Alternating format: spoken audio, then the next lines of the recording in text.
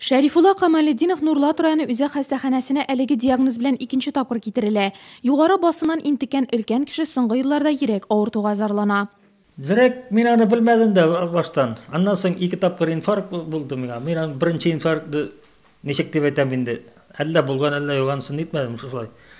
Бер мәл уңайсыз булып китте. Врачка әйттек, керендек, менә безнең шушы инде врачка күренәсең. Врачка күрендек дә ул минем инфаркт булган икән. Йөрәкне сакларга кирәк дә бит, ничек аны саклыйсың инде. Үзенең урыныннан чыгып китсә, бер нәрсә эшләп булмый.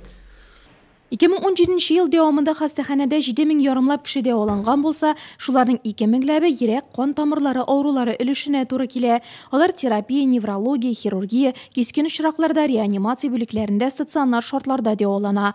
Дарулар, тиешле процедуралардан тыш кешенең кәефе дә зур роль уйный ди табиблар.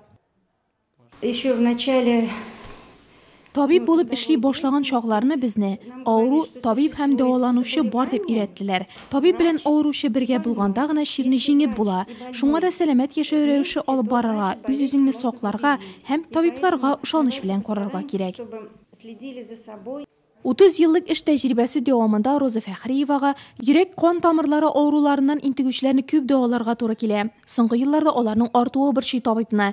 Терапия бүлегендә 34 урын, тагы 15ләп көндезге стационардагы ятакларны исәпкә алсаң, дәваланучыларның 50% нәкъ менә йөрәктән интегүчләр өлешенә туры килә.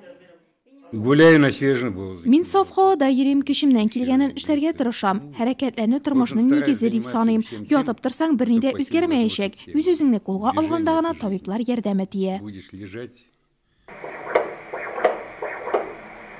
Сәламәт яшәү рәвешен алып бару йөрәк кан тамырлары авыруларын профилактикалауның бер ягы булса, иртә диагностика икенчесе.